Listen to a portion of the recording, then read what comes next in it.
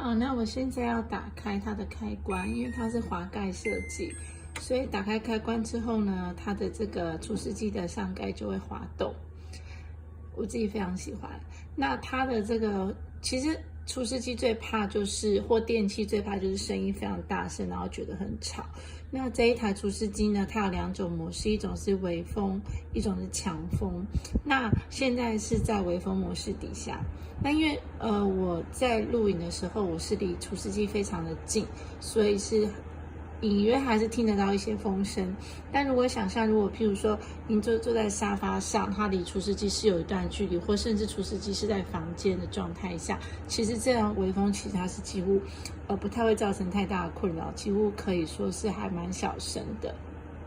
对，那如果我把它转到强风模式，很明显它的声量就会变，就是它的风声就会变比较大声。但我觉得也还在可接受的范围之内。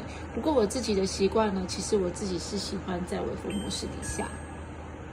对，那这就是这一台除湿机它的风量的这个变化跟比较。